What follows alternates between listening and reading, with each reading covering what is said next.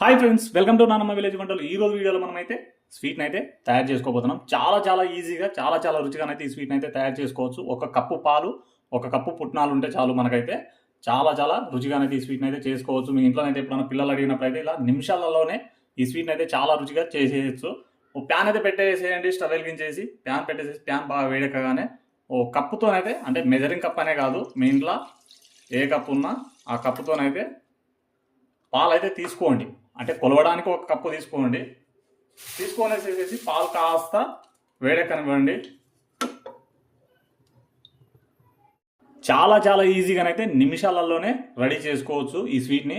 మీ పిల్లలు అడిగిన వెంటనే అలా ఒక కప్పు పాలు, ఒక కప్పు పుట్నాలు ఉంటే చాలు చాలా రుచిగానైతే ఈ స్వీట్ని అయితే తయారు చేసి పెట్టచ్చు. మరి ఎప్పుడు ట్రై అయిపోతే ఒకసారి అయితే తప్పకుండా ట్రై చేయండి.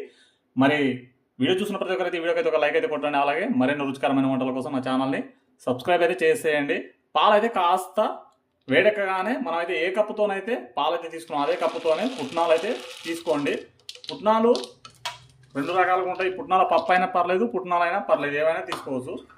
వేసుకొనేసి ఒక పొంగు వచ్చే వరకు అయితే బాగానైతే వీటిని అయితే కలుపుకోవాలి.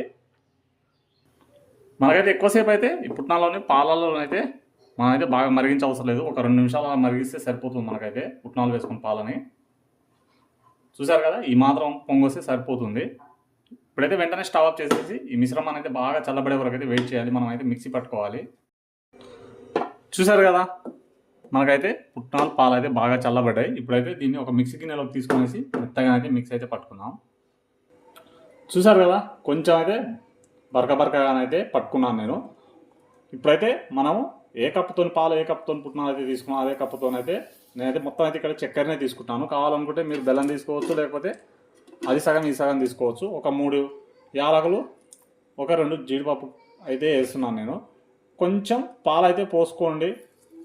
మనకైతే మరీ గట్టిగా ఉందనుకుంటే కొంచెం పాలు పోసుకొనేసి మెత్తగానైతే మిక్స్ అయితే పట్టుకోవాలి.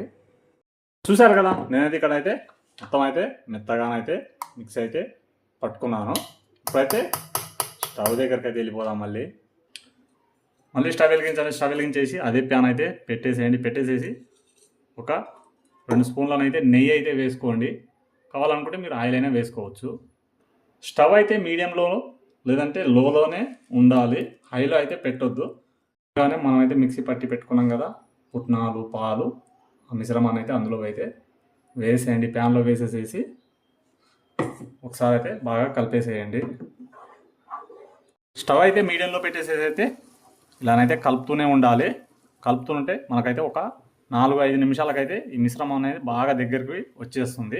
మీరైతే మధ్యలో నెయ్యి వేసుకుంటూ, ఒక్కొక్క స్పూన్ నెయ్యి వేసుకుంటూ కలుపుతూనే ఉంటే మనకైతే బాగా దగ్గరికి వచ్చేస్తుంది ఈ మిశ్రమం అంతా. చూసారు కదా, మనకైతే ఒక 2 నిమిషాల తర్వాతనైతే ఇలా దగ్గర పడిపోతూ ఉంటుంది, బాగా గట్టి పడుతుంటుంది.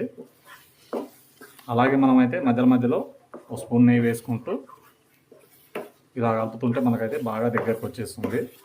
చూసారు కదా, మనకైతే ఈ మాత్రం అయితే గట్టి పడాలి. కాస్త మెత్తగా ఉన్నా కానీ మనకైతే స్వీట్ అనేది మళ్ళీ ప్లేట్లో వేసుకున్నప్పుడు మనకు సరిగ్గా రాదు. ఇప్పుడైతే దీన్ని అయితే ఒక ప్లేట్లోకి అయితే వేసుకుందాం. నేనైతే ఇక్కడైతే ఒక ప్లేట్ తీసుకొనేసి ఆల్రెడీ అయితే నెయ్యి అయితే పూసేసి పెట్టుకున్నాను.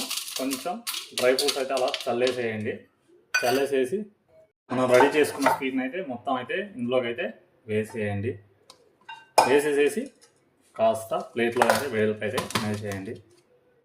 చూసారు కదా, ప్లేట్లోనైతే సరిగ్గానైతే అనేసేసి కాస్త పక్కకైతే పెట్టేసేయండి. మనకైతే ఇంకాస్త గట్టిపడడానికైతే స్వీటు టైం అయితే తీసుకుంటుంది. మరి స్వీట్ చల్లబడే లోపు అయితే ఇంకా ఈ వీడియోకి లైక్ కొట్టకపోతే లైక్ అయితే కొట్టండి. అలాగే ఛానల్ అయితే సబ్స్క్రైబ్ అయితే చేసేయండి. చూసారు కదా ఫ్రెండ్స్, ఇక్కడైతే స్వీట్ అయితే బాగా చల్లబడిపోయింది. వేరే ఒక ప్లేట్ అయితే తీసుకొనేసేసి ప్లేట్ని అయితే ఇలా కొట్టేసేసి తీసేయండి. ఫ్రెండ్స్ చూసారు కదా, ఒక ప్లేట్లో అయితే తీసుకున్న తర్వాత షాక్ పెట్టేసి అయితే మీకు కావాల్సిన షేప్లోనైతే కట్ చేసి వేసేయండి. చాలా రుచిగా ఉంటాయి. ఎప్పుడు ట్రై అయిపోతే ఒకసారి అయితే ట్రై చేయండి. ఫ్రెండ్స్ చూసారు కదా, ఈ విధంగానైతే స్వీట్ని అయితే మనకు కావాల్సిన షేప్లోనైతే కట్ చేసుకొనేసేసి తినడమే చాలా రుచిగా ఉంటుంది. మీరు ఏ సమయంలోనైనా నిమిషాల్లోనే రెడీ చేసుకోవచ్చు, అంత ఈజీ. ఒక కప్పు పాలు, ఒక కప్పు పుట్నాలు ఉంటే చాలు. చాలా చాలా రుచిగానైతే స్వీట్ని అయితే తయారు చేసుకోవచ్చు. మరి మీ పిల్లలు ఎప్పుడన్నా అడిగినప్పుడు స్వీట్ కావాలని ఈ విధంగానైతే ఒకసారి అయితే ట్రై చేసి అయితే చూడండి. మీకు చాలా చాలా బాగా నచ్చుతుంది. మరి ఈ స్వీట్ రెసిపీ మీకు ఎలా అనిపించిందో ఈ వీడియోకి అయితే కామెంట్ చేయండి, లైక్ చేయండి. మరిన్ని రుచికరమైన వంటల కోసం నా ఛానల్ అయితే సబ్స్క్రైబ్ అయితే చేసేయండి.